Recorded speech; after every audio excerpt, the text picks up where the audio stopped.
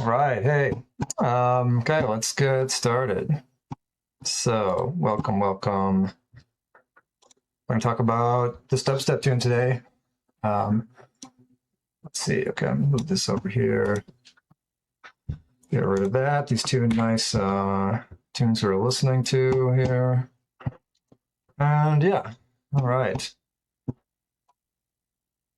So, we're just gonna walk through the tune today. I'll show you how I made it and break down all the parts of it. Yeah, so you guys can see how it was done and the things we can take away from that. So to start, you see I got the track laid out here. Just adjust something here 1 second, and then, okay. Yeah, I've got the track laid out here, top to bottom. You can see I've got it broken down into different groups here and different sections all laid out. And then going down to the bottom, got my return channel effects here, main channel here. As always, in the main channel down here, master channel, I've just got my streaming software plugin here, a utility just to adjust the volume of the stream output. And then this is my headphone monitoring software. So this stuff down here is stuff that's not actually part of the track. It's just for the stream and for me listening in my headphones. Then I've got this Vision 4X monitoring spectrum analyzer plugin here that you see we were using before. I'm going to keep it open, just tucked to the side over here because it has a habit of like freezing and crashing on my Ableton sometimes when I close it. So I don't want that to happen during the stream. So yeah, that's why that's just like off to the side here. And then here I've got this master bus chain of mixing plugins that I had turned off because I was playing the music through the master channel so you guys could hear it. So yeah, that's what I got going on the master channel here. And let's walk through it from top to bottom. So yeah. So to start, was making a dubstep tune. I got the tempo, the BPM set at 140 up here. Everything else just pretty normal, standard. And then this is the version of the project that has everything still in live instruments, in MIDI channels and instruments playing notes, as you can see, like down here. Before it's printed into audio files, into audio stems to work with.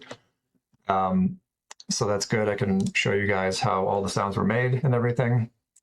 And yeah, let's start with that. So starting, dubstep, we're all pretty familiar with that. Like I said, 140 basic part was like setting up a beat and, starting to work on the core of the tune. To start with, I've got my kick and snare here and both going into the kick snare bus. Again, the idea of grouping similar sounds together into buses or groups. And separating them accordingly, like in the case of this kind of music, or most, electronic dance music, you want the kick and the snare to be quite independent of the mix. So they are in their own group, independent because they're basically loud and like very audible in comparison to the rest of the mix. So they get their own group here, and then things are broken down into other groups as well here. Starting with the kick and snare, we'll just go through that. If you've seen other videos, you recognize that this is pretty standard treatment process. I've got some gain staging done with the utility down here, just modulating here. I used the, I automated the gain. Did I? Oh yeah, I automated the gain of the kick snare group a little bit, just dropped it down by 2 decibels here in this pre-drop of the second half. So you can hear it gets a little bit quieter, and that section going through there. Oh, I kind of forgot. Let's start with just like listening to a little bit of it, right? So to start with, I got the intro here.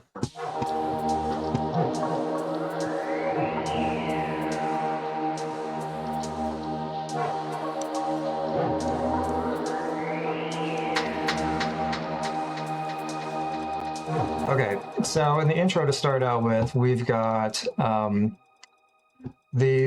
couple synths playing a couple different things. Yeah, I'm just gonna break it down part by part and listen to little sections as we go along. And so intro synth number one.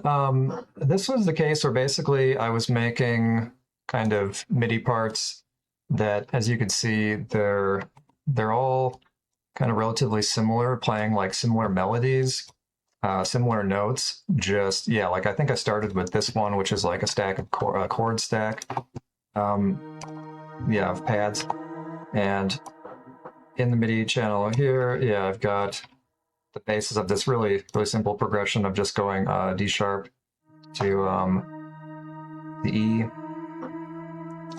and I've got that doubled up in a higher and lower octave stacked together. I'm playing a pad voice in Serum. Let's see.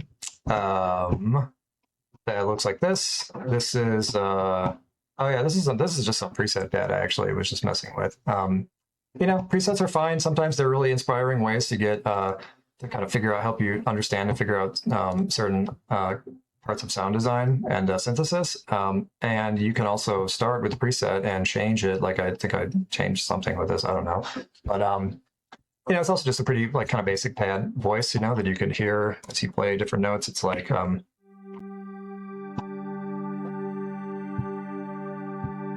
just has this nice movement to it. You can see the automation of like they just have this slow, you know, 2-bar LFO going and modulating the wavetable position so that this wavetable goes back and forth, you know, like that. And same with this one. You can see it's just they're just two wavetables that go back and forth. And then what else? Yeah, it has just some basic effects on it of like, oops, yeah, reverb, flanger, chorus, giving it some width and stuff, and flanger, just a little bit of effects, hyper and dimension, giving it some, you know, some stereo width effects and dimension, you know, pseudo dimension effects and stuff. But it's pretty simple, just kind of standard pad sound, just like a very mellow kind of, you know, pads. You'll see that they're often like that, very mellow sounds that stack. Yeah, like this one here, you've got the sub oscillator at -1, octave -1. The oscillator A at octave 0, the main, just like, you know, root octave, and then oscillator B at octave +1. So yeah, typical of a pad where you have this like triple spread of some octaves, so you're already playing like a chord just with one note. That's where you get that low, medium, and high nice split of the voicing.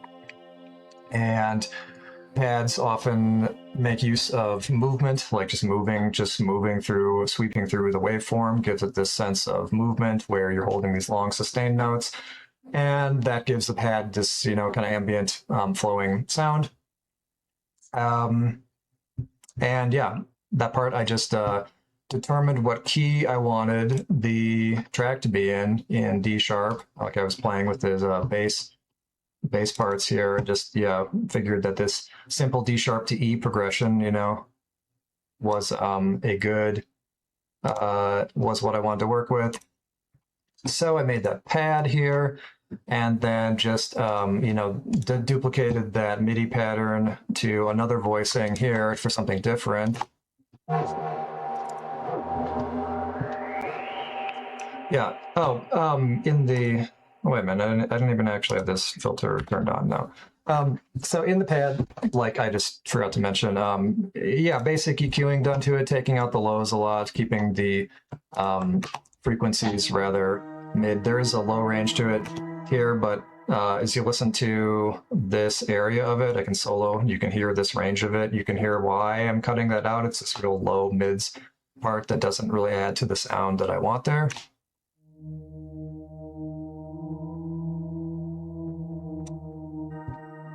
I mean, it's the root of the base of the chord stack, you know, it's the low octave of it, but I have it, you know, reduced in terms of balance to the rest of it, because this is generally like a higher pad sound.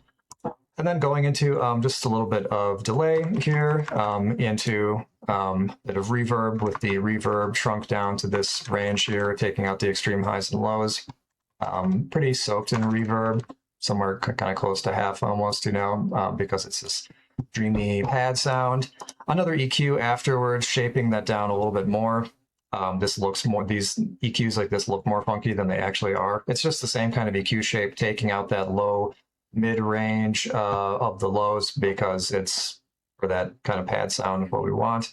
And then after the reverb here and the delay, because that creates a lot of side information, what's called side, like, like what you would hear on the side, kind of like sounds like it sounds on the outside, sounds like it's on the outside of your ears rather than like mono sounding like it's right in the middle. Again, that stereo image of being towards the middle or towards the outsides of the what's called the stereo image. And reverb and delay create a lot of side information. So I have the sides really sloped down in this case in those lower frequency range of the pad. I can solo it and listen again with this. Pro Q has this solo headphone button feature here where it allows you to listen to everything that's being cut out of that EQ curve. So like in this case with this low shelf way down here, you're going to hear everything to the left of it, that you're cutting out. So I'll solo that and listen to the low sides there, and you'll hear why it was cut out, because it's this it's just this, stereo information that doesn't really add, or it kind of muddles the sound of the pad, and it doesn't really add to anything that we want in it. So I'll just do that for a second here.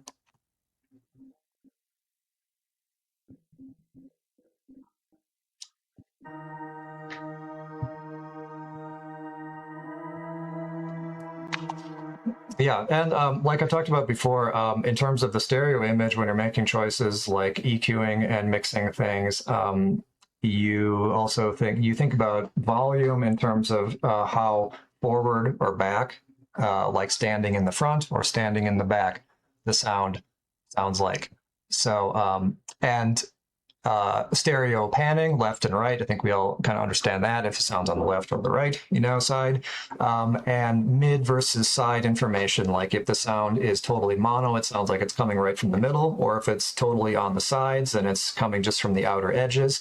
And you're also blending and mixing sounds together in that way, where you can have things like, I've said the example before, you could have things like a mono bass that's just in the middle, and then like a pad or synthesizers that are a lot on the side, and so those mesh well together. They don't conflict for this because they don't compete for a lot of the same space in the stereo image. So you're just making those kind of choices when blending things together. And with this pad sound, like with a lot of reverb and delay, it's creating a lot of stereo image, a lot of side information. So I have that sloped down here heavily to just reduce that and keep it down to more of the sound that I wanted. I also did that for the highs here too, because at this range, like above like 5,000 hertz, in this high range, high side sounds like that don't really add much to the stereo image. They just sound kind of like noise. Like I'll just solo it again. You can hear that. Well, there's not much to hear there because there's not much to hear there because it sounds pretty low there. But I show that example in other places too, where I also have the side information sloped down in the highs there. So yeah, EQing and shaping the sound, and I'm explaining these things because you'll see the same kind of stuff repeated, in further examples. So, boosting the gain a little bit with the makeup and the glue compressor here, not to a clipping point, but just enough that it's pushing it up to make it more audible. And then here I actually have this mid-side tool from Foxengo plugins, linked in the free plugins section in the server. This is one of the many free audio tools from Foxengo. You can see here I have the mid information reduced by 2 decibels. So again, I'm shrinking it down, reducing the mids a little bit. I'm not boosting the sides here, but because you're not using any frequency selection with this, where like what's nice about like an EQ like this, you can choose what you're reducing, what frequencies you're reducing in the mids or the sides. But then here I'm just reducing it again, just generally a little bit by another 2 dBs in the mids. so that it's yeah, just having a bit more side information and less mid information. So anyways, just technical mixing choices like that to get it to layer nicely with this other bass or this other sound here, where again, I kind of just repeated the same notes, but to another instance of Serum where I made some sound just like this.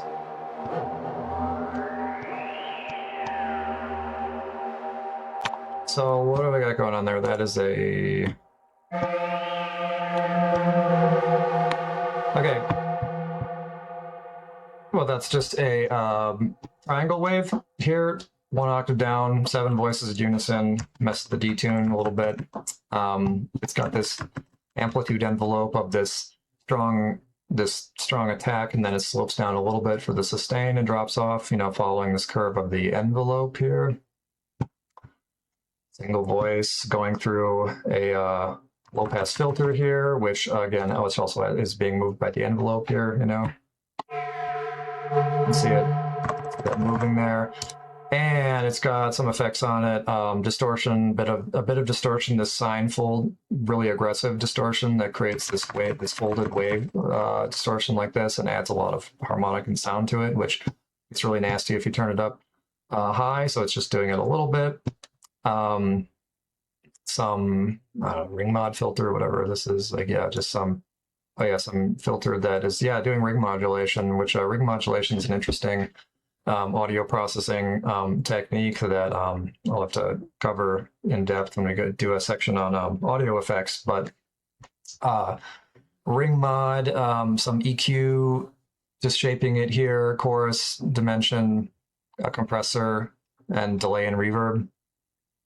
Just that kind of classic thing of like chorus, dimension, giving it a stereo, a wide and pseudo-wide stereo image, and then into a compressor that is boosting the volume and adding a little bit of compression there where it's like just making it louder, and then into a delay and reverb. Yeah. And then the funky thing I did here was, let's see, it's all going into a high pass filter, just taking out the lows a bit with an LFO that gives a bit of movement, you can see here.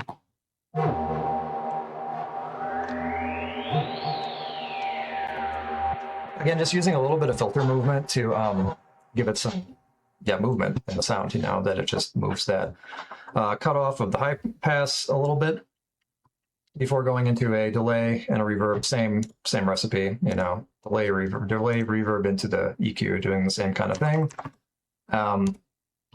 But this has one of my favorite funky weird audio tools on it, this esoteric weird plugin called Pi Warp that's from, like, you know, the late 90s. And this is basically a resonator plugin. It does really harsh, weird resonances that can be quite interesting. I'll just, as an example, I'll just duplicate that and turn the first one off so I don't lose the kind of preset that one was on.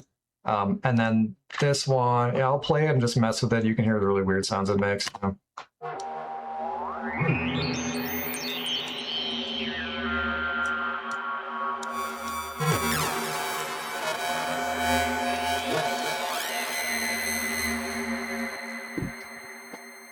Yep, and then you can hear it continue to resonate. Yeah, it's called resonating when, you know, it well, when a sound creates a resonance, as in a sound that keeps going, like that high-pitched ringing coming from this thing. Yeah, resonating as adding overtones, like those, they're overtones like other musical tones that stack onto the original sound, hence overtones, that are additional sounds that add onto the sound. And a resonator plugin adds these overtones and resonances to sounds. They're real common in making like you know, those high-pitched, the high-pitched kind of screechy, like dubstep wobble sounds where there's like a really low sub bass, but then this high kind of like wah wah, you know, high resonating screechy sound to it. Yeah, like that's overtone resonances that they're adding in many different ways to do it, but this is just some funky resonance resonator plugin that I like to use sometimes because it's just goofy. I think in this case when I used it, yeah, it's just a real simple case where I just well, yeah, I just played around with it until I found the right settings where it created this right overtone. Because as you could hear, it can get pretty wild, you know. So it's just dialed into some, you know, random setting that sounded good.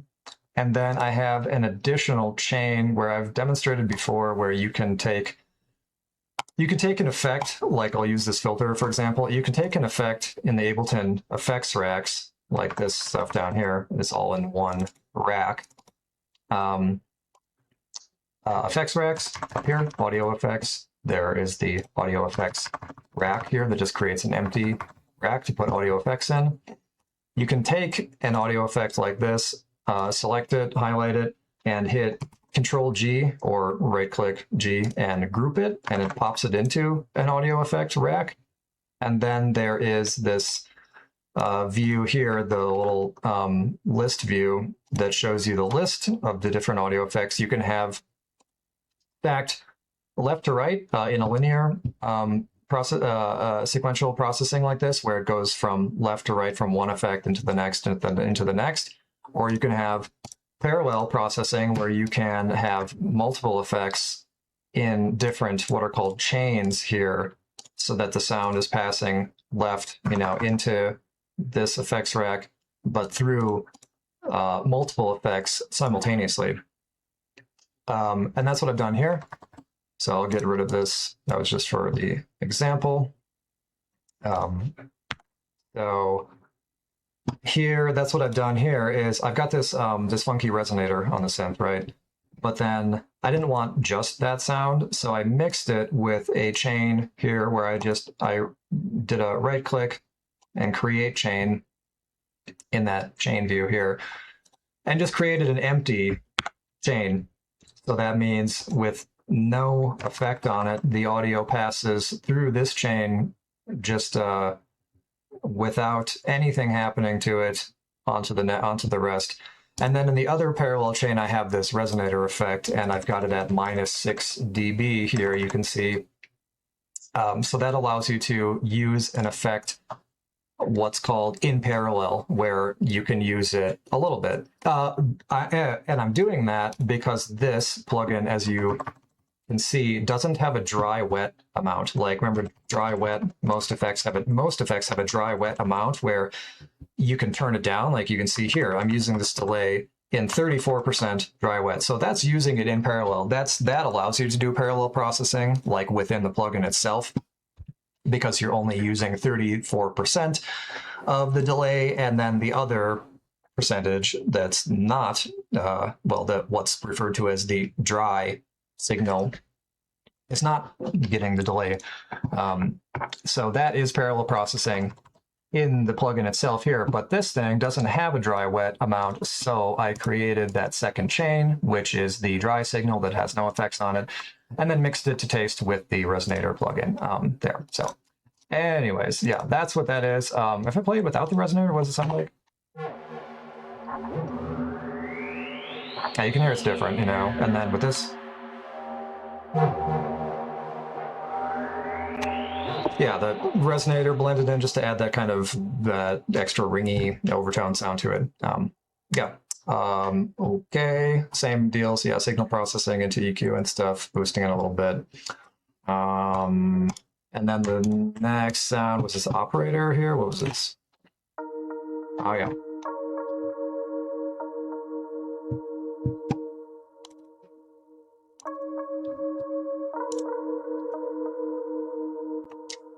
Just a nice light plucky sound here. That was a simple operator pluck. Again, similar notes, but here I just made a different chord where, again, the thing about music theory I talked about, where you can just play notes without really knowing music theory, but if you hold the notes together, you can determine, does that sound good or not, you know? Like, well, there's that, or... And so that's what I just figured out, you know, like this. Okay.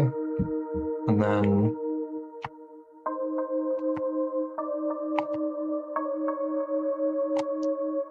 So you hear how that defines the vibe of the chord progression, you know, that you've got that. You go from like this to, whereas if I did this, like,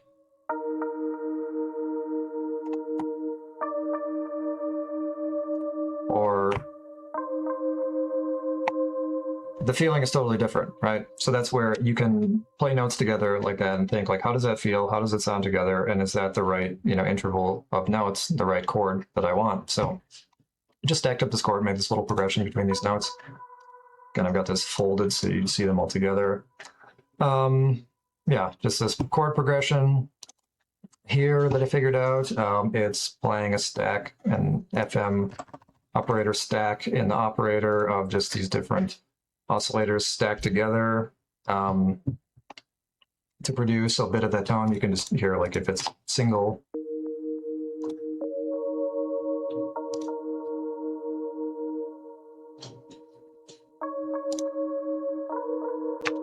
You know, again, just blending those oscillators together with a bit of it, with varying degrees of FM from the levels here, just creates that kind of rich FM frequency modulation sound that of these oscillators being blended together in that way. Let's see, I've got the filters, not doing anything here. I'm just using these filters. Yeah, again, I just have simple, clean notes coming out from this. And let's see, they're in, they're sine waves. Yeah, they're all sine waves here. You can see. So sine waves, you know, sounding really clean, really simple. And then they're going into these filters that then the filter has a bit of movement on it again. You can see playing when it plays through here. And then this filter, I'm just using another low pass filter to sweep up, limiting the amount of the filter that comes through here, because you can see here, if I turn that off, you're getting that higher frequency coming through this filter, but I have it cut down here in this one, and then slowly in the automation, you can see here slowly opening up that filter until it's finally open all the way here. Because of course, like opening a filter over time, automating the opening, the movement of filter, it's classic like way to add movement to a piece and stuff. Yeah, and then you can see as it goes from low here to higher, and then all the way open here. And then it's finally open all the way to here. So there it has that filter sweep going up in the automation. And then, yeah, into delay, reverb, EQ, same kind of thing. Yeah, I explained before, like, so then this bass was, oh yeah, just a bit of bass that is a reflection of the sub bass for the main part of the tune, but it has less sub. Yeah, I have the sub cut down in an EQ here, where instead of the whole sub bass range below 100 being open, it's really reduced. So it's like, it's just like reducing the drums in a pre-drop moment, you know? It's like you play a reflection of the main drop, but not quite as energetic, not quite as loud, because then you drop the full thing, obviously, in the main part of the tune. So it's like a tease of it, kind of, you know? I have a filter opening a little bit, reducing the range here, a bit of tube amp saturation, that Freebox Ango tube amp thing here, just a bit of drive added to saturate that. The bass patch here is just like the main bass patch that I'll go over. It's really simple. It's a sine wave with noise and a bit of distortion, and this looks like more than it is, but yeah, it's just a little notch filter. Yeah, pretty simple, clean sub. And yeah, together that gives this intro drop part.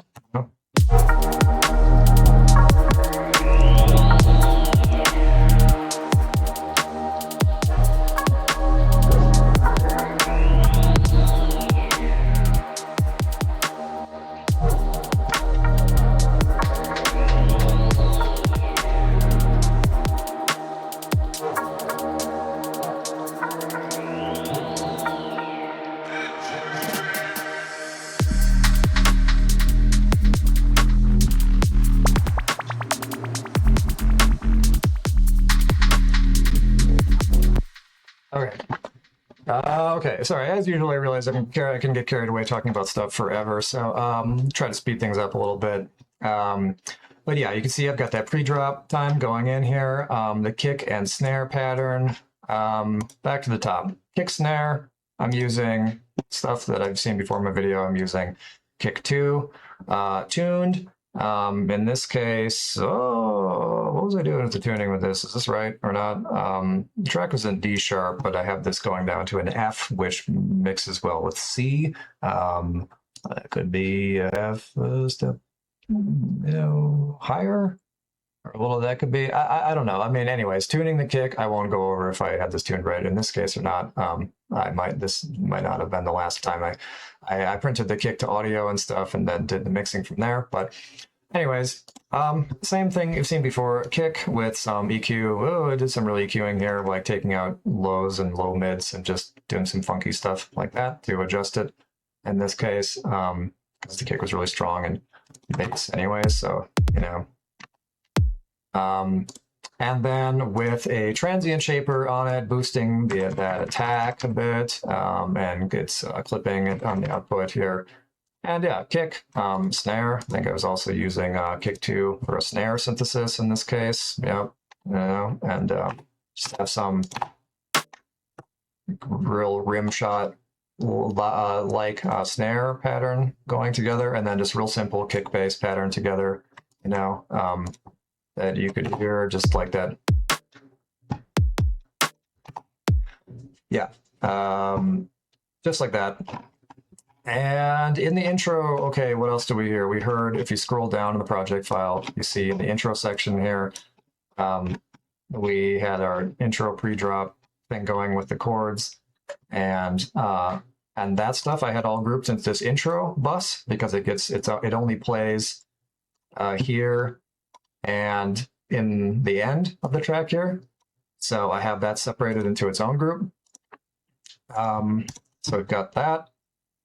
And then at the same time, though, we also were hearing percussion down here. And then I had some little effects stuff that we will get into as we work our way down there. So, because they'll just play sporadically throughout the track. So diving into the meat of it, we've got the main beat and the bass part, obviously, here.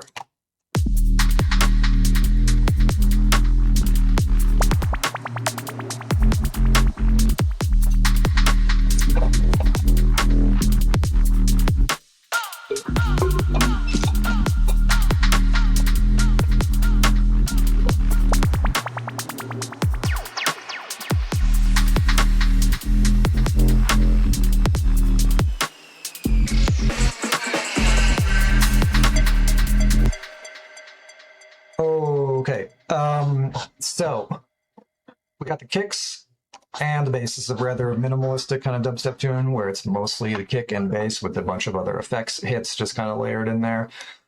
So this bass, I have bass parts going to their own bass bus over here. That has a bit of filter, low pass filtering happening to it overall. You can see this automation line for sweeping that low pass filter up and down just to, again, give movement and change to the bass sound, so it's not just always the same all the time. It has a bit of saturation on it, like that tube amp saturation again, a bit of distortion from Saturn 2, just another distortion plugin, giving some saturation to the mids, basically, just this small mid section here. Which these are less important, just kind of details. Diving into the bass part, yeah, so here's the main bass of the track.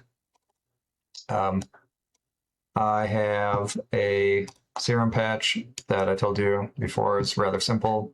It is a sine wave, one voice of unison. The random phase is down at 0, so it's not phase, meaning like where the wave starts and plays back from and stuff. It is always the same. If you have it up at random, it can play back from different positions, which can give more variety to different types of sound and stuff. That's not always the same. But in a sound like a bass, like a sub bass, we want a kind of consistency and stableness, so it's the phase is set at 0. Yeah, one voice mixed with noise. The noise is going into a high bandpass filter like this, so you're just getting just this high frequency part of the noise up here. And again, like noise and a bass frequency mixed together, noise makes it sound like it's distorted without actually distorting. Basically, it gives it that fuzzy, you know, crispy sound to it. That, but without actually applying a distortion effect to it, because the result can be totally different. So we just hear this here. And you can see down here in the effects chain, I have movement from filters happening, giving it, again, movement, moving it back and forth so it's not just all the same. If I turn this off, it turns down to, then you can hear what it sounds like just right out of the synth.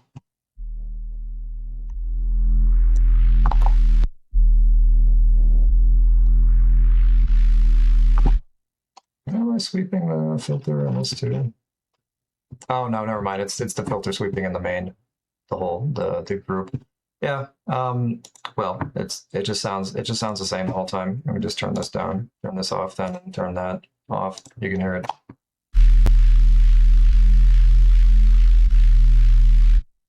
Yeah. So you hear, if you have the bass line playing like that, it's all the same notes all the time. Just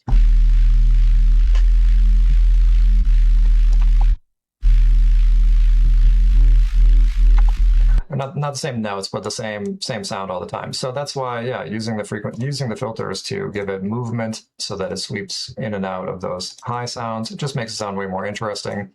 And it was done to taste, to give the sound that I wanted for this bass anyway. So, yeah, I give it a little bit of distortion drive here. This notch filter is taking out some of the mid frequencies that just, you know, it gives it a somewhat scooped sound, like you're scooping the mids a little bit, and it's also taking out frequencies of the bass, of the low sub bass, taking out these mid frequencies that we don't really need, and give more space to other sounds in the mix. Am I really using this splitter here? Yeah. Yeah, in this case, I have it's this high-low splitter feature where on the lows I have just the nothing, and the highs I have some chorus and dimension equalizer filter, some of that kind of chorus dimension treatment, but just on the high frequencies of the bass, not the lows. And you can see here I have that set at 125 hertz here, so that's just a serum feature. You can use that frequency splitter like that to affect different parts of the sound separately. But then just going into a compressor here, compressing a little bit, boosting it a little bit in multiband. Yeah. A relatively simple sub bass that is made interesting. Here's the takeaway. Basically, a relatively simple sub bass. Again, it's really just noise with a sine wave to make it, you know, to give it texture and stuff. A relatively simple bass made interesting through filter movement to give variety and a sense of movement over time. There are some distortion plugins on here too, just adding a bit more of saturation to things. Generally speaking, distortion is better applied in several smaller layers rather than like one really heavy layer of distortion, because if you, in most cases, if you over distort something, like then it's just done, you know. Whereas if you have multiple smaller layers of it, then you can dial them back and kind of, it can just help you dial it in a bit easier, a bit more. So I have some, distortion, saturation being added to thicken up the sound of that, with that tube amping again.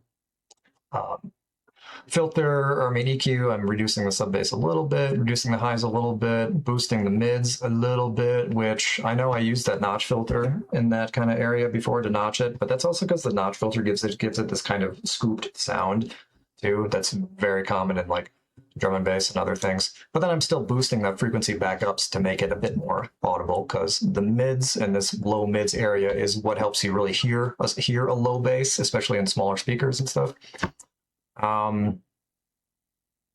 Yeah, filter movement, like I said, using an LFO sometimes. Oh yeah, I have this LFO trigger to come on sometimes. Yeah, like here, you see how the LFO, I'm automating the power button in these cases. And then that auto LFO is linked over here to the frequency of this first filter. And it's a fast LFO. You can see I have set here going up and down at a 1/8 note rate here. And so at these moments, it turns on this low pass filter and makes the filter go up and down, giving it a bit more of that wah, wah, wah, wah, you know, movement. So you can hear that here, like it just gives it a bit of that wah, wah, wah, you know, movement to it. So that's one thing that gives a lot of movement to the bass. Another thing is a trick that I like to use a lot with basses because it's just fun. And that is, you can see I'm playing here. I am playing 2 notes on top of each other. Now, normally a bass is something, a sub bass is something you're playing one note at a time in mono, monophonic, not polyphonic, monophonic, 1 note at a time, because it's a bass. Generally, stacking notes together doesn't sound that good because it's really low frequencies and low bass. But in these very low frequencies, in certain ways, when you combine certain notes together, the nature of the synth and combining these 2 notes together will create this weird. This is potentially problematic with creating phasing issues and other complicated shit. But the point is that here I'll just show you. Like when you play 2 notes together. So like what am I playing here? A D sharp. Oops. But then I combined it with another note together. Now let me go to a part where the bass is more open. You can hear it better. Oops, this one. Here, there we go. So I'm playing like 1 note, and you can see it. No, I don't want to do that. Okay, I'm playing 1 note. Here, this D sharp here. But then if I combine it with the second note, the notes stack together and cause a weird effect where it can cause a movement and a wobble by the notes blending together themselves.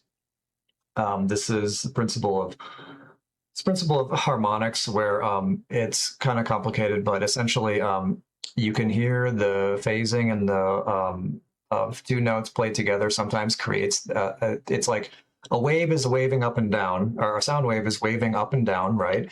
And then if you have a second one that's also waving up and down, you know, the sound that's wave that's going up and down. But then if you combine the 2 of them together, well, they create a third different wave as a result. I mean, this is what creates rich harmonics and all the sounds and stuff that we're, you know, used to hearing and used to generating. But at low frequencies, because the wave, the movement of the wave is really slow at low frequencies, at low pitches, when they combine together, rather than just creating the kind of more like a chord or a more rich harmonic sound that we're used to hearing, the waves can kind of stack together, especially in like these kind of notes, like when they're really close together, like this example here, like when this is just the next note up above it. When these notes are really close together, the waves can stack together in a funny way that creates this this wobble, essentially. So you can hear that here, you know.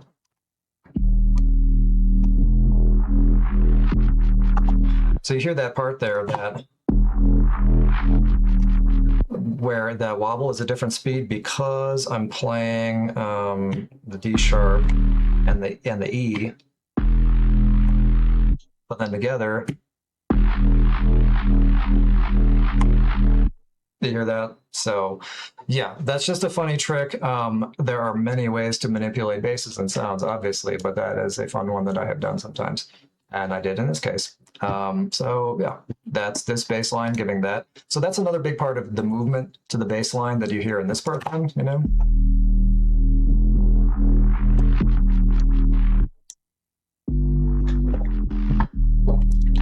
Again here.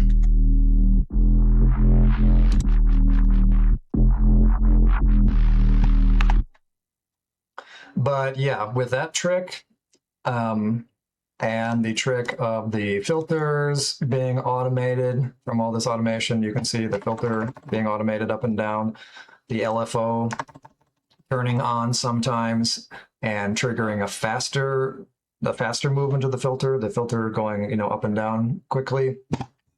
Those are what's giving the movement to the bass in this part, this bass part, bass A. So yeah, that's that. Layered with another part here, there's this, what is this? This is just this, right,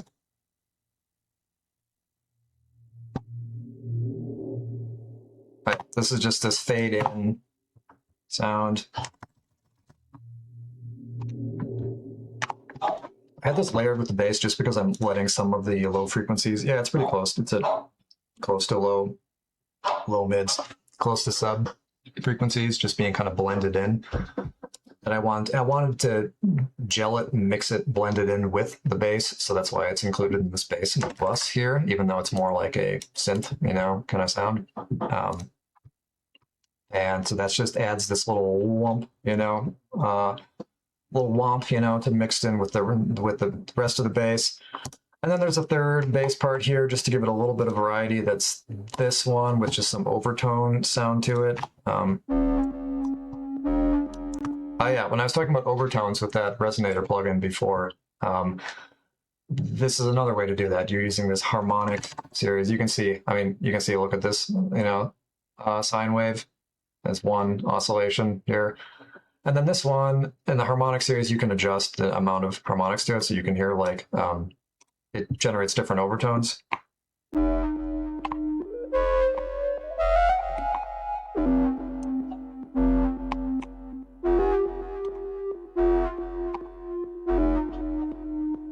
Yeah, those are those overtones I was talking about, very clearly audible, you know, you can hear, and then you can hear how by adjusting the frequency, because this is showing the oscillation rate, showing how high or low it is, you're mixing that overtone in with your other oscillator here.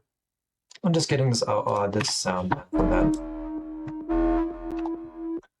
And yeah, same story, a little bit of distortion, a little bit of effects, or hyper dimension and delay reverb compressor, same stuff as before generally. And yeah, that just gives it a bit of variety in this turnaround point of it, like this.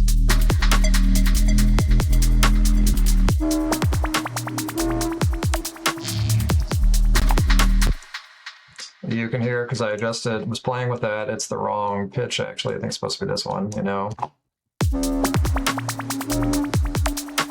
Yeah. Yeah. Yeah, so that's it for main. That's bass A. You see I have an A part of the bass here in the first drop section here of the song. And then there's a B part of the bass here. So again, that part plays through. There's a intro breakdown. And then the second drop where I just had a different bass for varieties, this one, you know?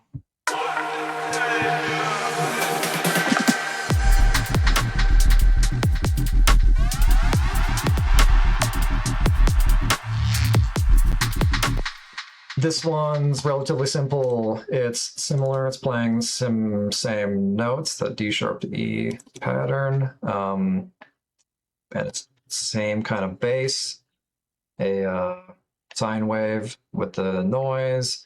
Although this one's dirtied up a little bit, where I use this function of this wave table that you can just messing with the shape of the sine wave a little bit, just to give it a bit weirder of sound, a little more texture kind of thing. But yeah, in this case, I have that. In the other one, I had that high-low split where I had the high frequencies going through a chorus and dimension, just to give it a bit of that like wide pseudo, width sound. In this case, I have that bypassed here and turned off. I could just I could just delete that, you know, I was just experimenting with it, I guess. But then same thing, a bit of drive, a little bit of that notch filter down in the mids, and then a low pass filter, yeah, with this slope to it that is repeating. So there's the movement of the bass, right? There's that. So I have the bass sound. But then you see that LFO is being set in free mode, meaning I can just set it to a rate and it'll just play rather than retrig. Retrig is like the LFO, or the LFO triggers every time a note is played. An envelope means it works as an envelope where it's triggered only once when the note is triggered. But in this case, I have it running in free mode and set to hertz rather than BPM. So I have it set at a rate and it's at 6.6 hertz. So it's happening 6.6 times per second. And that is just opening up this low pass filter, giving it that womp womp womp, movement.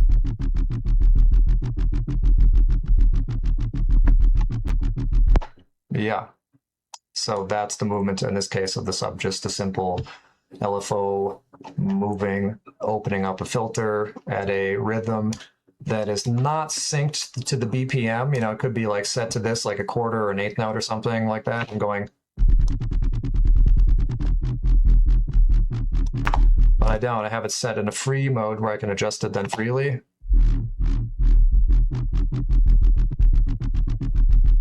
To whatever sounds good. And in this case, I determined that this one did. Just listening to the rhythm and finding the right speed of the LFO.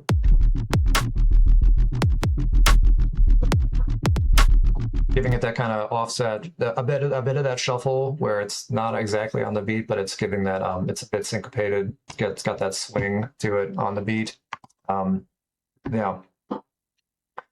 So yeah, that's it for that bass. Really similar to the first, just with that filter movement instead of the like kind of chorus width to it. So you got that part playing here.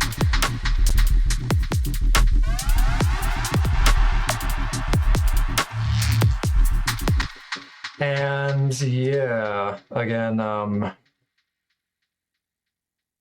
that brings me to this low pass filter is not actually doing much, just sloping off the high frequencies a little bit.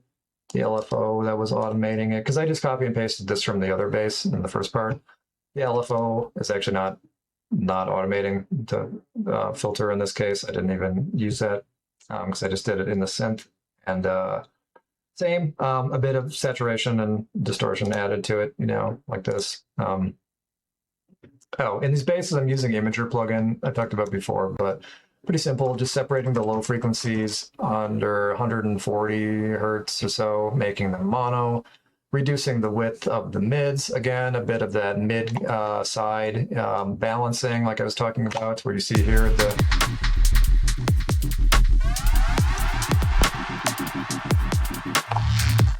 where you can see the width of the stereo image here in display. And so I just have that reduced a little bit to help it fit with the other wide sounds.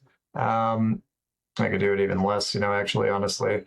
And then the super highs above, 5K. Like I said, I have that sloped down to mono because they don't add anything to the side stereo image in this case. They just sound like noise. So I have that turned down to mono to be.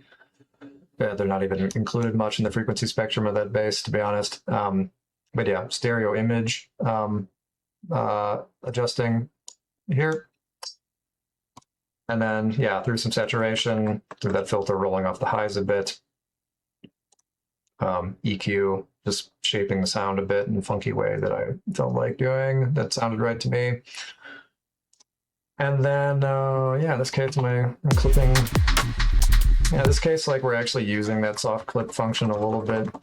You can see the clip button light up a couple times when we're using the makeup gain to push the output volume of the compressor. We're not even really compressing it in this case with the threshold.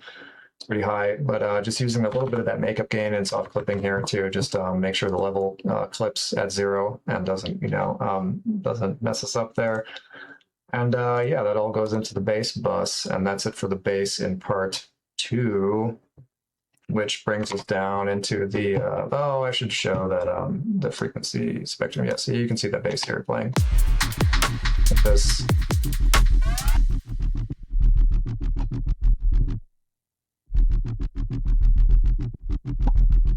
So this is just showing us, visualization of the sounds here. You can see that this on this side corresponds straight across to the image on this side over here, meaning that the colors that you see, red is louder. The colors you see over here are the same exact frequency as the ones on the image over here. So this is just showing you the slope of all the high to low frequencies, which helps just helps see what you're making. So that's a good example. You can see so I've got side chaining on the bass bus, right? I've got this shaper box doing side chaining with the slope drawn here in the bass bus group, and that is being triggered by these triggers I have up here. This first one, kick trigger, being sent to the bass bus to the shaper box here. I've gone over this stuff in more detail in previous lessons before, but essentially you're creating a MIDI duplicate of the kick or snare pattern you're playing, and then playing them in an empty MIDI track with no sound, but the MIDI note is still playing and triggering and being sent to the plugin here, in this case the shaper box in the bass bus here at 100% mix here. That is reducing the volume in this curve you see when the kick hits. So that is the side chaining for the bass and the kick we got going on. And then things like this spectrum. Oh no, did I closed it? I hope it's not gonna freeze the program, because that happens sometimes. We'll do it with another plugin. I'll show you the free plugin that you guys can use easily. Again, from Voxengo. It's linked in the plugins section of the server. Voxengo Span. Open up Span or Span Plus, whatever. And this is another spectrum analyzer. So we can see that sub playing. Can't we? Sub, hello. Yeah. Here. So anyways, you see the sub happening in this low, in this low frequency range down here, right? And then we've got the kick playing.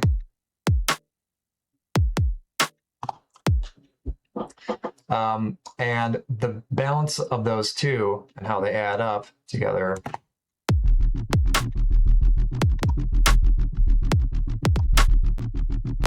Well, anyways, it's not quite what I was trying to show in, let's use millimeters.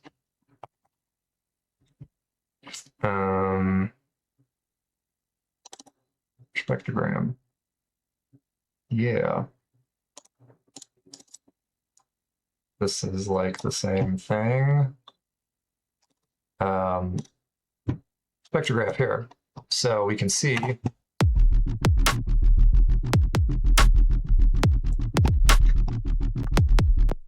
doesn't show it quite the same. You can kind of see it, but it's not as clear as this Vision 4X one. Let's just I mean, I'm just gonna crash my program. Not.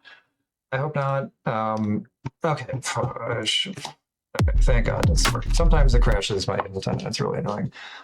It's nothing wrong with the plugin. It's just some dumb shit I have going on. I don't know why. I just have to reinstall it, do a clean reinstall. But anyways, okay, you see the bass here, the bass playing like that, right? And then there are these little gaps in between it like this, you can see.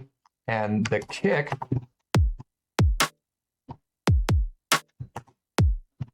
is looking like that.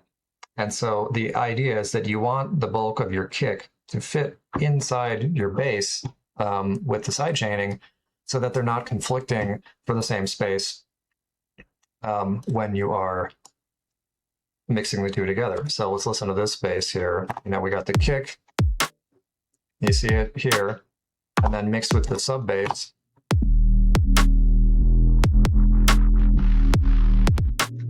Yeah, and so you see that spacing, like you see this gap right here where the side chain is cutting the bass out, and then you see this part that's the kick fitting within that gap there. That's what the side chaining is doing. This is just a nice visual representation of it, and can help you see in tools like this if your side chaining is being effective or not, and help you see things that are harder to hear.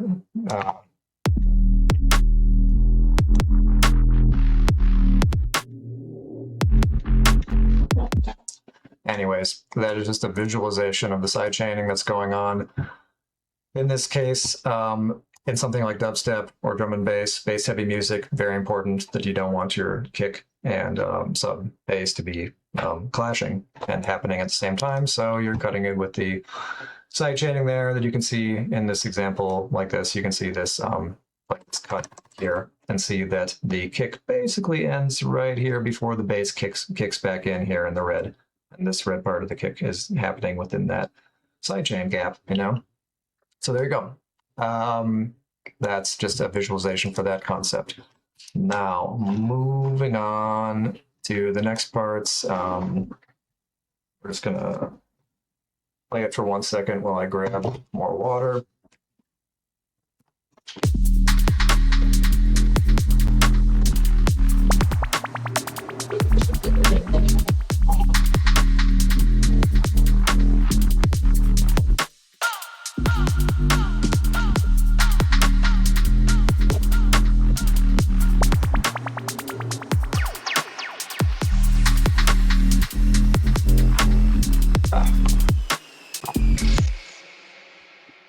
Okay,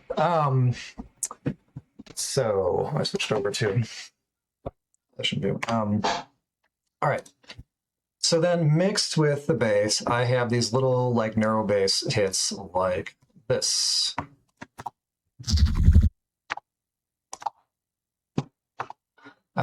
These are respaces that I recorded previously and just have saved in my sample library. And then what I'll do, so I'll just make a bass patch and play a lot of like, you know, a lot of bass sounds and record it. And then you end up with these long recordings like this. And then in this case, you can chuck them into a project. The whole thing sounds, you know, like this thing, like.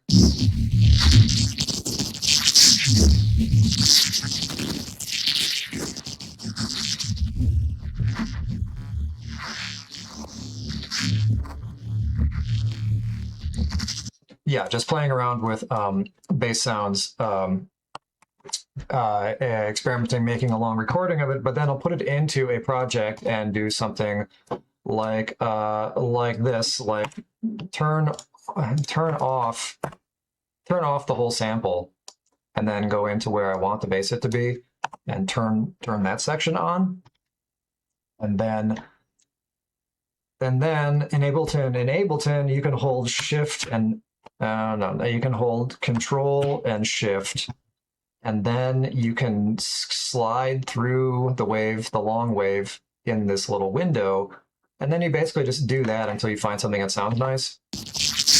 Like, yeah, that sounds bad, but what about this? Like, okay, maybe that, and then you you know, play that in the mix here.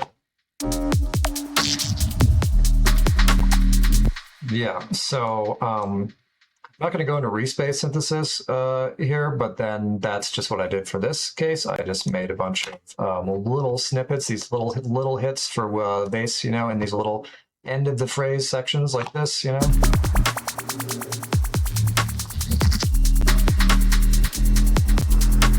Yeah, gave it those little details.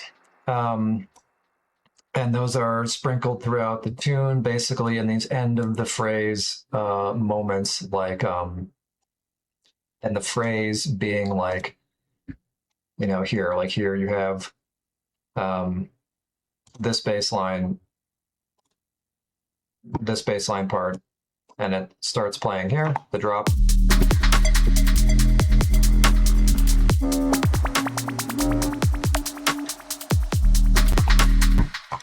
And I had it turned off, but you know, in that end part here.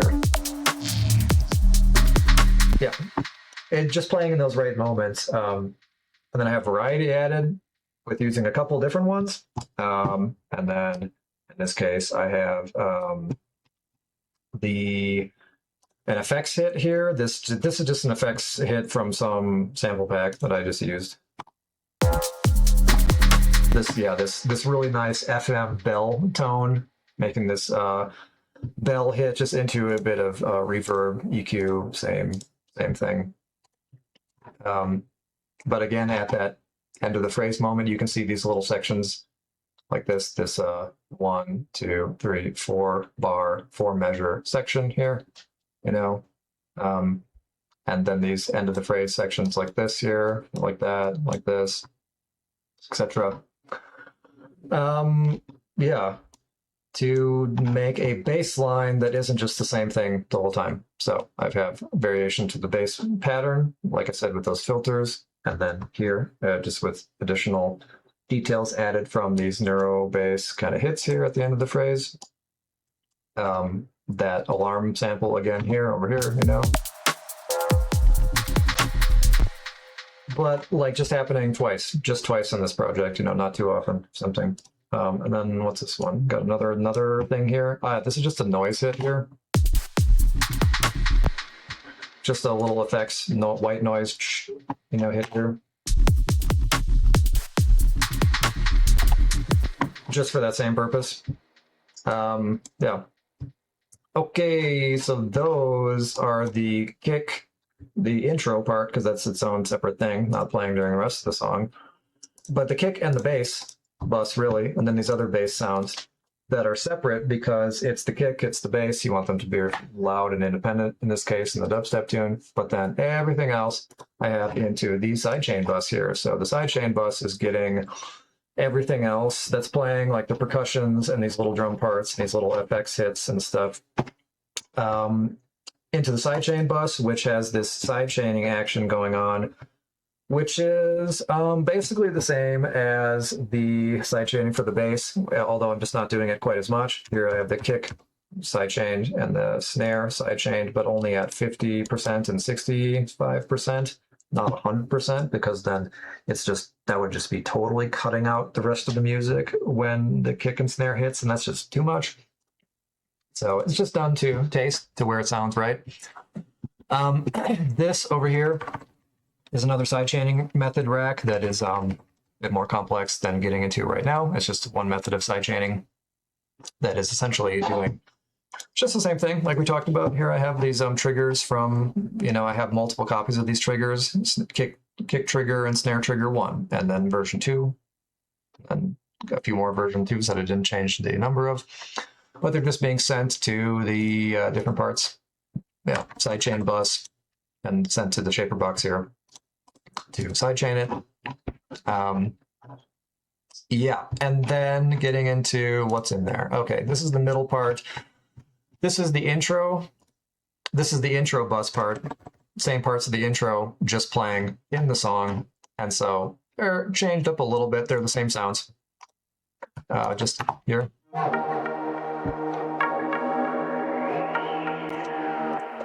They're the same sounds, just treated a little bit differently because they're actually being played in the mix of, you know, in the middle of the song rather than on their own at the beginning and the end. So they are here in the sidechain bus. Percussion bus. Percussion's really simple. Here I have a sample of a hi-hat playing a rhythm.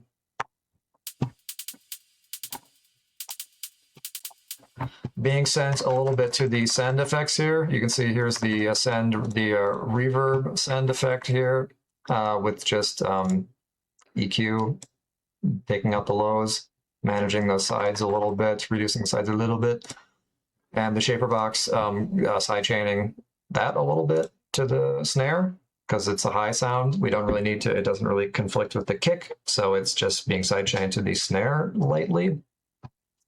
Same with the delay send effects. You can do effects in line, like meaning you could have this effect right on the sound itself, or you could send them to the sends where you see the send part over here. This is for send A and B. It's being, this sound is being sent to these, what are called returns, these channels here, which just play the reverb and the delay here and just add that to the mix. It's just another way of doing effects in parallel, which I'm using on the percussion in this case here. So I have this simple hi-hat pattern, and you can hear a bit of that echo and bounce from the delay and the reverb. This hi-hat sound. a ride sample here, and a shaker. Yeah, pretty simple. In this case, I have reverb. Yeah, in these two cases, I had reverb inline in the track, you know, not just the send, just for taste, you know, just whatever sounded right. And then, yeah, pretty simple going into a percussion bus, add it up here, you know. That percussion bus gets its own more aggressive side chaining with the snare, because the drum percussion sounds compete more with the snare drum because they're in the same frequency range, you know, high drum sounds. So I have that sidechained a little bit more in addition to being sidechained in the sidechain bus with the rest of the stuff, because it just is a bit more important to give space to that with the snare. Yeah, and then drum fills. I had a couple of these drum fills, these little transition things like this. Some drums just, you know, giving that movement here like that.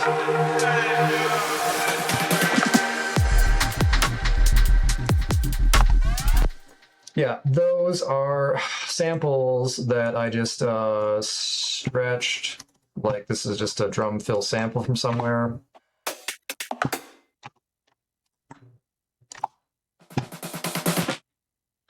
But I just have them warped to what is appropriate. See here, you can see these. You see these drum hits, and then you see the grid here that they're on, and then you see the little triangle on there. You can do what's called warping, where you can move them on the grid to the right timing. And in this case, it can move them even a little more perfect here, like this.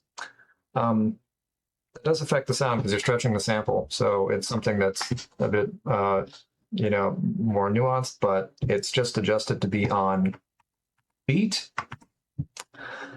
And then a couple of them layered together with this, you know, snare fill, and then they're just layered. They're just layered to give this drum fill movement here. And yeah, they go into their own bus with just EQ, you know, nothing that special on it. Vocal sample. I've got some you know, reggae Rasta, you know, vocal sample here from some sample pack.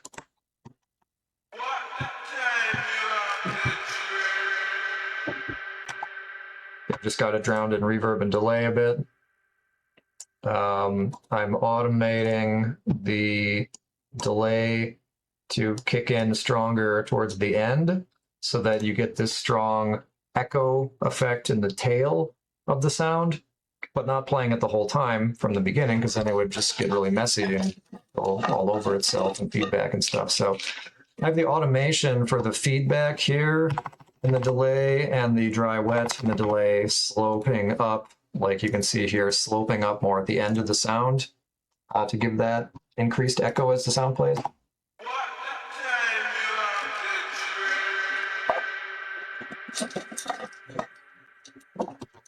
Yeah, and I used other copies of that same vocal sample treated in different ways and different times. That's the big vocal drop in the second drop where the sample plays out longer. But then in the beginning, other place I have the similar sample, but as you can see in the sampler here, chopped down to a smaller part of the sample. And here, you know, I have a different sample mixed together for this part. So I have this thing here.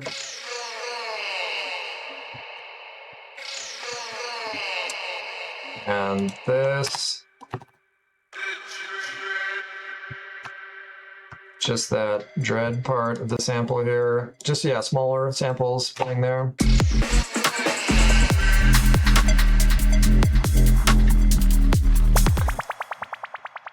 So yeah, a little vocal sample sprinkled throughout the mix in certain times.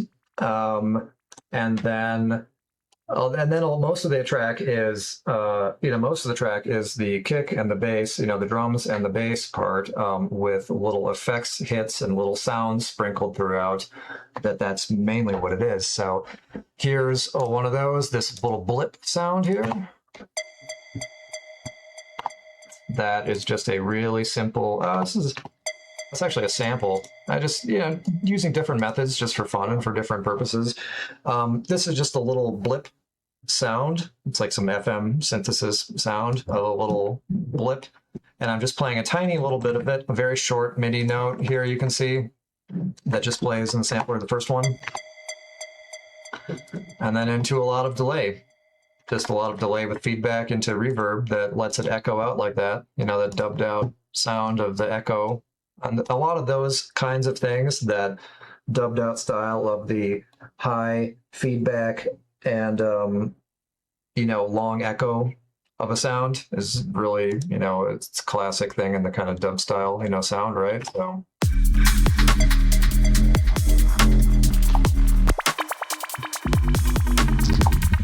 And then I just play a low variety of it here in a lower octave here, That is in the synth bus for, hear that white noise sound. That means that my kick plugin has died and now it wants me to register it. Okay, so it'll play that white noise sometimes. Sometimes it happens, All right, anyways, that sound could be, this little blip sound could be in the SFX bus. I don't know. It's just in the synth bus in this case. The SFX bus is where I have all these other sounds, these other sound effects layered together. Like this one. It's a riser. That's literally a riser just made by a white noise sound. Oh, I have a synth note playing here too. Mainly noise, sweeping up with a filter, same kind of stuff. Bass effects on it. And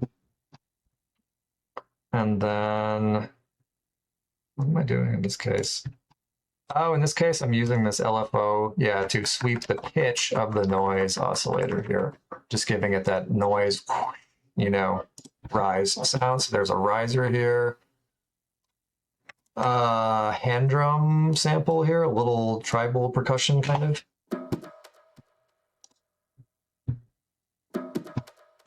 Yeah, little tribal percussion sound there, just mixed in for some variety. This is another riser. This is a sample of a riser, just this noise.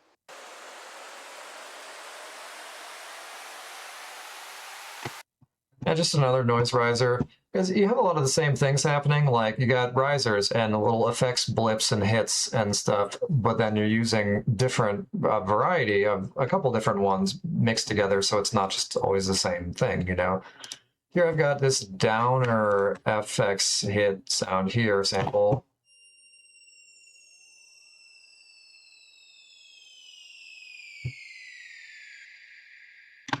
Yeah. That would be just like the opposite of a riser, taking a noise and a pitch of an oscillator and just making it go down over time. I just use a sample in this case, so synthesizing it.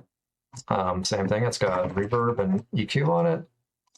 This is just another riser here for a different variety here. This one.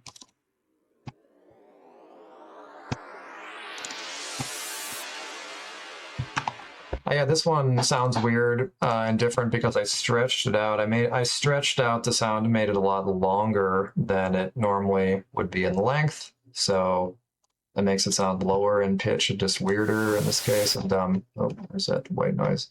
Reverse cymbal here, just a reverse cymbal. Little cymbal transition like that. Echo percussion, a little percussion noise. Yeah. Just an echoey, here's a percussion sample of something, just like a percussion, like a rim click kind of sound or something, into a bunch of delay to just have it echo out like that. What's this cry one? This one. A vocal sample.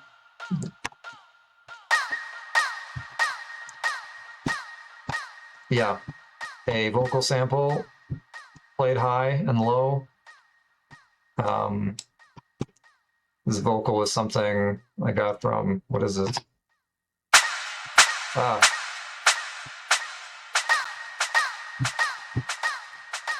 Sorry about that. Yeah, that's why I had the sample cut down. Yeah, I don't remember what this is from. Yeah, you just collect a lot of, eventually you'll just collect a lot of samples of different types, and then you just kind of go through them for fun and find stuff to use. I don't remember what that was from. Same thing here. Here's a laser sound, a little, you know.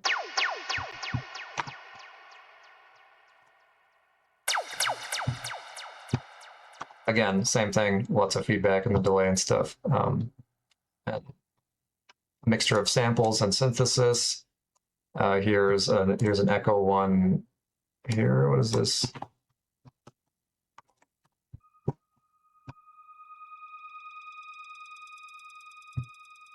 Oh yeah, that's just this high pitched, you know, no, kind of like echo thing. Just a different echo sound to give a feel in that part of the track.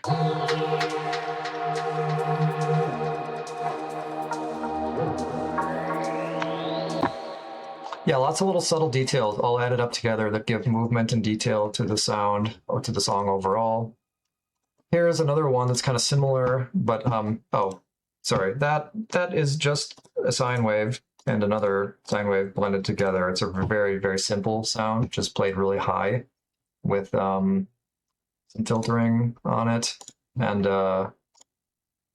yeah, just a very basic sound.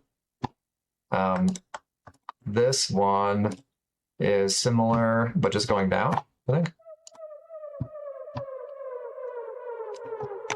Yeah, you see in this case, yeah, in this one, so I just play these repeating notes, just these note, note, note, note over and over again. But then I used a shifter effect, a frequency shifter effect, and automated the pitch of the pitch going down one step at a time. So it just gets that falling pitch sound into delay and reverb, you know, giving that movement, you know.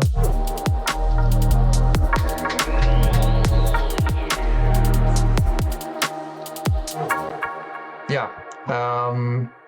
And then what else? Siren sound.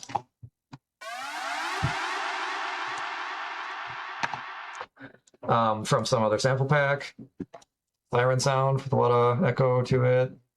A whip sound effect synthesized. This one. Yeah, another dub classic kind of sound. I see the way I did that is it's playing just a simple sine wave, just a basic sine wave here, nothing special at all. But then it's got a bandpass filter, or no, sorry, a low pass filter, but with the resonance here all the way up, because this filter is what's called self-oscillating, so that if the resonance is all the way up, it generates its own tone moving around. And so it'll create that real high-pitched noise. But then I just automated that filter whipping up here real quick once during that note. Yeah, that just gives it that, oh yeah, here, you can see that in the spectrum, really looks around. You know, you can see what that looks like, pretty cool. Yeah, just that whip sound into delay, you know, delay and reverb. What else? These effects are all pretty simple and just the application. They're just, it's like just a variety of a lot of similar things, like echoing sounds, like, what's this one?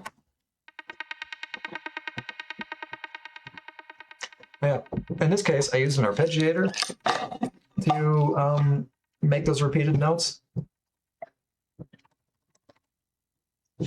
down here. An arpeggiator, you can see here it's playing 0 steps, so it's not playing steps up like an arpeggiator normally does, but it's just the rate and the gate amount here that are repeating the note. It's repeating eighth notes. You can see here, just from this one note. Again, just some simple FM patch, just messing around with operator with the FM stack here, going into a bandpass filter here, into a delay, into another bandpass filter, just to give a desired effective. And you can see the bandpass filter is moving here, has movement on the LFO. The LFO is set here to move, just to give it that movement sound. Okay, then this one, pop sound. Just a percussive pop.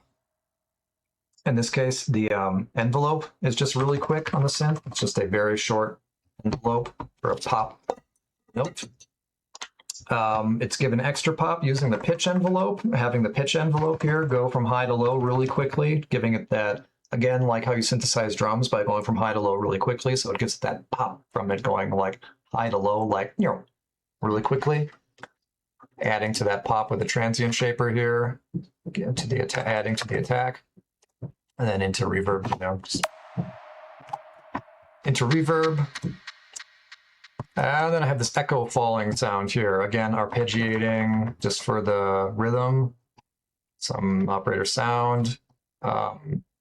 Similar to this one up here with the pitch falling down, the pitch being adjusted with the pitch shifting here. But this one's just falling steady like this, and the filter opening up.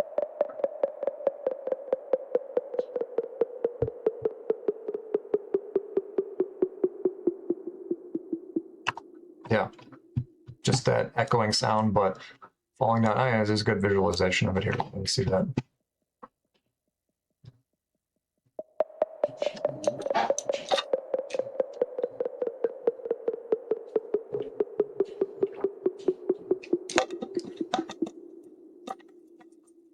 Yeah, it's like that.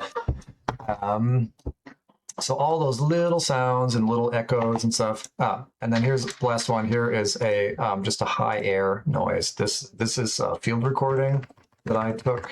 This is a sample that I recorded once of just some long, whatever this is. This is just like some outdoor field recording of just like being like outside, like nature noise sounds or something. But then I have the high pass filter, really high filtering out stuff. Filtering out, and then down to the really high, just really high air sounds here. So it's just this air sound that's kind of hard to hear, but it's just this atmospheric, like kind of air sound that just fills in the atmosphere in this case, because it's this real minimalistic dubstep tune. Just kind of adds to the airy presence of just like the whole mix overall.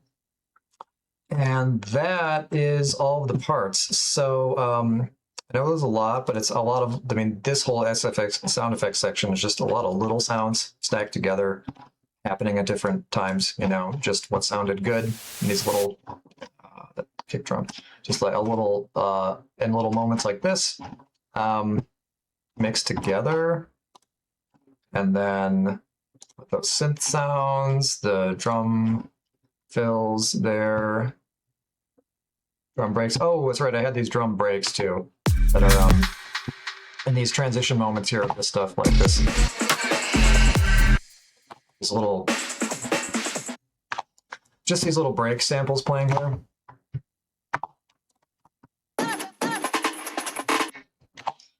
Just for those transitions.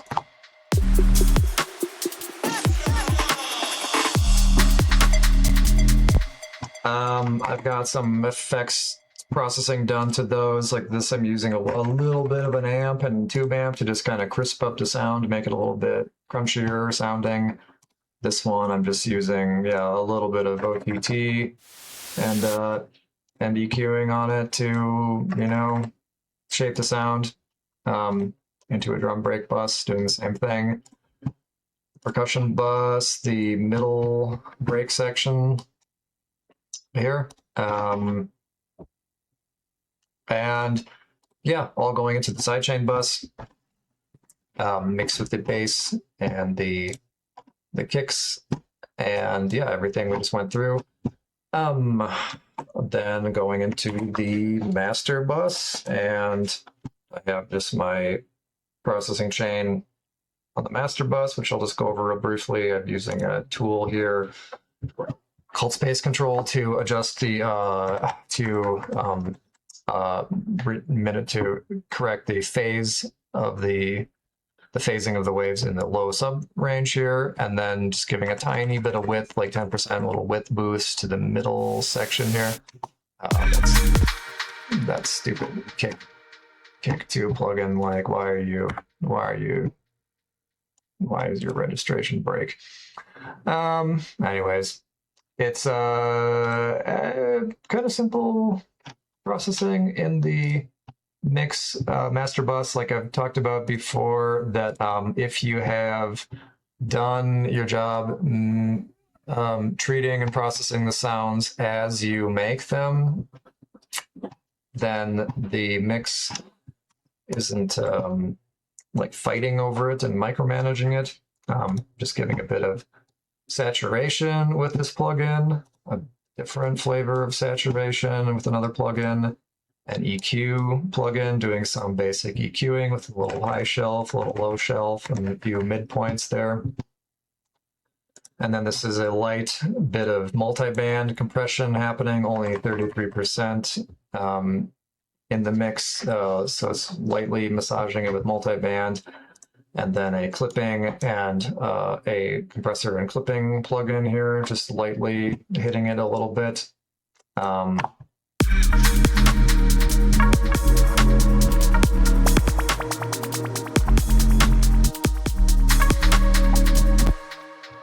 Yeah, and then that's all going into the limiter here.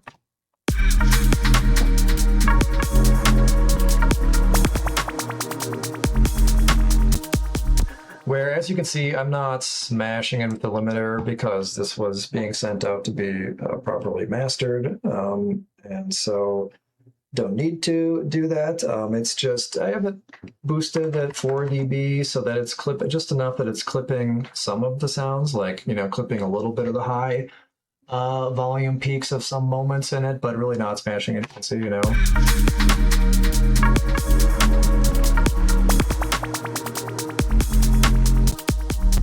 Yeah, if I was making a dub of it, I could boost this up, you know, a lot more and make my own kind of pseudo-mastered version of it, you know, like this.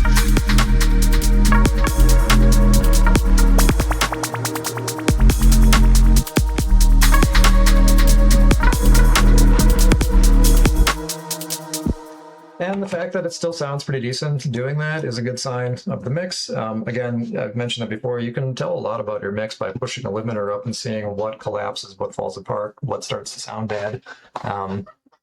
Yeah, as you start to smash it. But yeah, that's it. That's the track. Going through the limiter, just lightly clipping it a little bit, nothing smashing, and then exported to be mastered. That was the tune. So I don't know if you guys have any questions about anything. I know I rambled on for, we're at the hour-and-a-half mark now, this long explanation of the tune, but yeah, that was it. Again, I'm always happy to answer any specific questions you guys have about stuff. But yeah, that was the process of making this tune. It is really just a matter of, like I said, this main kick and bass part, defining the track, and then lots of these little effects hits and little, you know, echoing blips and vocal samples and little drum fills and bass fills that give it all the detail that turn it into the real tune, you know, because if you turn that off, you can hear it when it sounds like, you know, without that, it would just be like.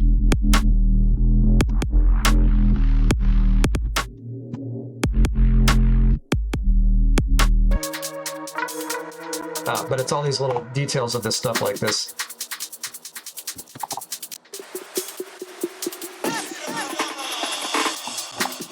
Yeah, it's giving all these little movement parts to it with these little, with the layering of all these different small sounds together that give it the, you know, that fill in the track and make it into the thing that it really is. Yeah. So thank you guys for tuning in and checking it out. And yeah, as always, let me know if you have any questions, anything you want to ask or revisit about it. And yeah, until next time, thanks. Thanks for checking it out.